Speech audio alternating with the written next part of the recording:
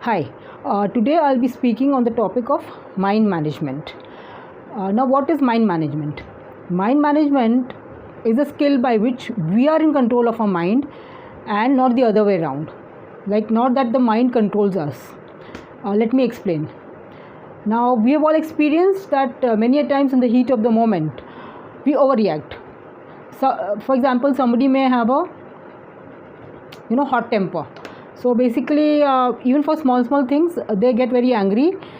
The moment that episode is over, they think, oh my god, why did I react like this? And somebody asks them also, they will say, I don't know how it came out, I didn't really mean to say that, even I know that I have overreacted. For other people, it could be social anxiety. So whenever they go to a party, they decide, okay, now this time I'm going to speak nicely to people. I'll mingle with people, speak very nicely. So but whenever they go to a party, they again become tongue tied. So these negative patterns of behavior, they keep repeating. So why does this happen? Now let's see how this happens. So basically, whenever we are acting, so we are acting from based on the belief systems that are stored in our subconscious mind. So subconscious mind is a storehouse of all our memories, past memories, as well as the belief systems. What are belief systems? Belief systems are deep-rooted assumptions that we have about ourselves, the world, and the others. So for example, it could be something like, oh, the world is a bad place, and it is dangerous, it is people are not helpful, people are out to get me. Or it could be beliefs like a belief like, it starts with the belief that pertains to us. It starts with things like, I am a shy person, I am not confident, I don't deserve to be happy, or I can't be rich. So how do all these kind of beliefs enter our subconscious mind? All the belief systems we actually acquired till in our childhood up to the age of 7. So up to the age of 7, our mind is just like a sponge, it just absorbs. We do not have any analytical abilities. So anything a significant adult is saying, and it could happen at any time. It could just be it could just be a sentence that a child catches the adults are talking about him, like, okay, he's not good in maths. So that will go inside his brain and it will be like a program. Oh, I'm not good in maths. The child will just accept it. Okay. So unknowingly, many things get programmed in our brain. And basically nature has made it this way because human beings live in different, we are all different from anybody else on the earth, right? Any other species. So only humans have this thing where their minds can be programmed up to the age of 7, depending on the kind of society they are in, so that they survive best in the society, so that they adapt well. They know the rules of the society are programmed in their brain. But while doing so, many of these negative beliefs also get programmed. So okay, so these are the kind of beliefs. I am wala, ki I am shy, I am not confident. It could also be a positive belief that I am the best, I am smart, I can do anything that I want, and I'll definitely get rich. There's a lot of abundance in the world. World is a friendly place. Life is easy. So our belief systems, they could be either disempowering or empowering. The second way we have beliefs is it's all related to our 5 senses: eyes, nose, mouth, ears, and touch. All the 5 senses. So basically there are some things that we like to see, some things that we don't like to see, and then there are some things that, and this all comes from the society which we grow up in. See, things in the world which are there, they are just there. Things and situations just happen. It's a belief system that gives them the color. Okay, this is positive, this is negative. So this is how it goes. So we have both kind of beliefs in our subconscious mind. Now what happens is that whatever we see in the world, it is through the lens of our beliefs. So there is something called, see, our mind is mapped onto the brain, right? So whatever activity we do in our mind, it also modifies our brain. It is not that only brain is a jumble of chemicals and all the way we are feeling, it's all because of what chemicals are coming out in the brain. No, that's not how it works. We very much by our mind control what is happening in our brain. So much so that it is scientifically proven now that every thought we think modifies our brain structure. So any thought that we are thinking repeatedly, it will go back and actually modify the structure in the brains, because the thought is stored like a circuit in our brain. So whenever we think a certain thought, the related neurons they fire together, and the neurons that fire together, they become wired together. So when it keeps happening, when we think a kind of thought repeatedly, this circuit keeps firing, and then it becomes pakka, it becomes strong. So the next time it's very easy for our brain to refer to that thought and just act accordingly. And that's how we always act, only according to our belief systems. Our belief systems limit us in this world.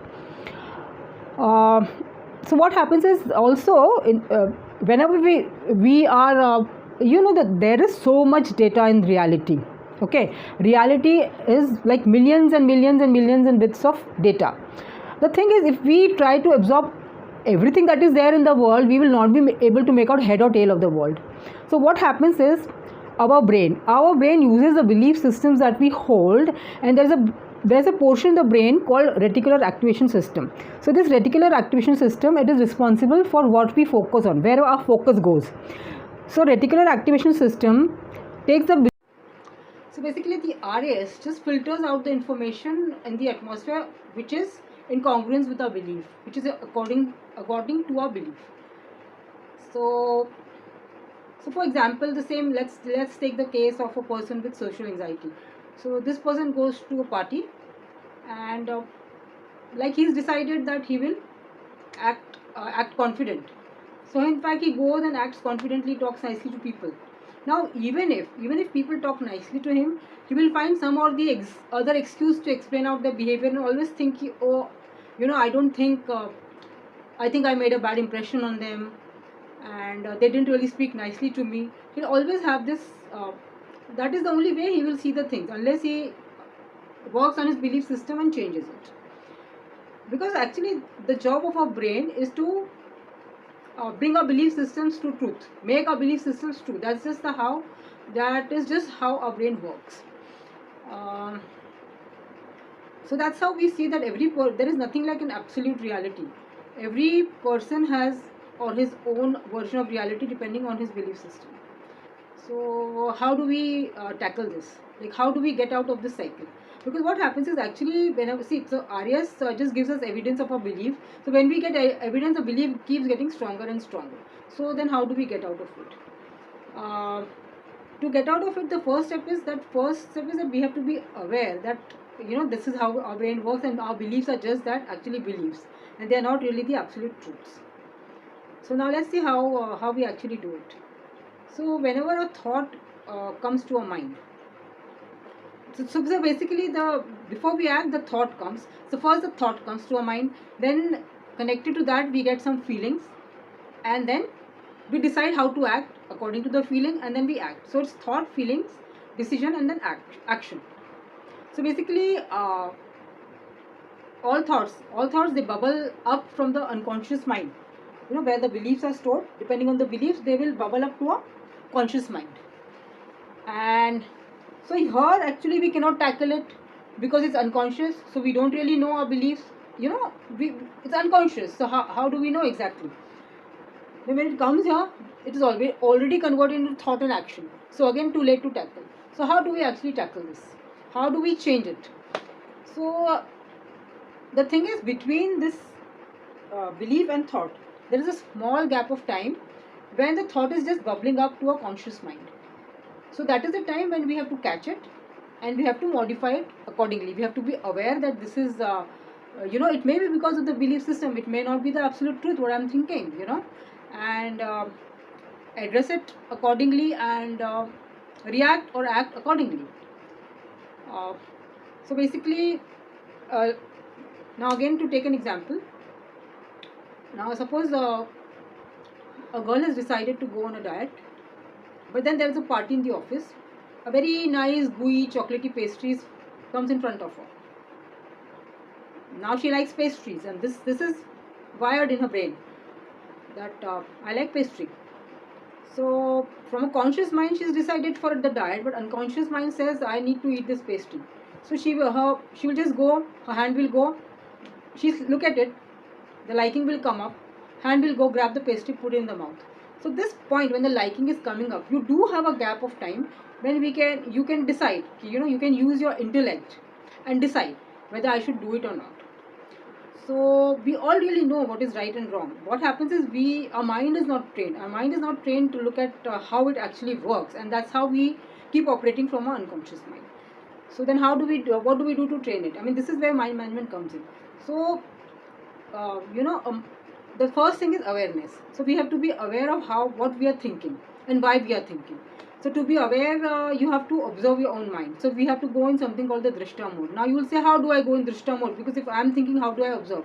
So basically, our mind has the ability to actually keep track of two uh, two things, two activities, two train of thoughts at the same time.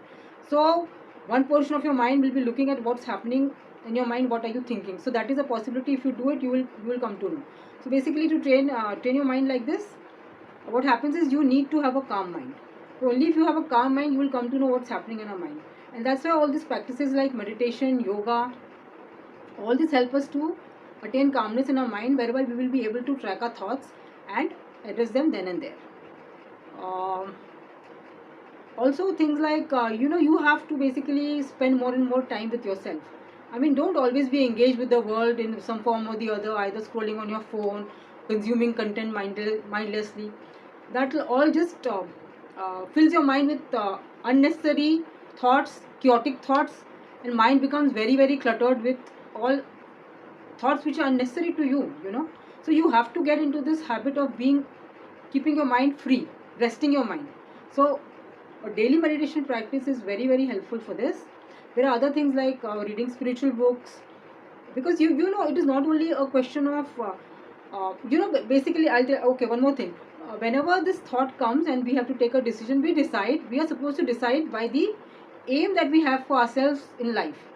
Suppose our aim is to lose weight, so obviously we don't want to really eat that pastry, but we end up eating it because we are not tracking the thoughts in our mind. We don't know how our mind works. We are not calm enough. So basically it's very important to get the calm in your life. Your mind has to be calm. It is very very important to be able to do justice to this human life that we have got and to reach our potential. So adopt a daily meditation practice, and to store good things in our mind. It is very important to store positive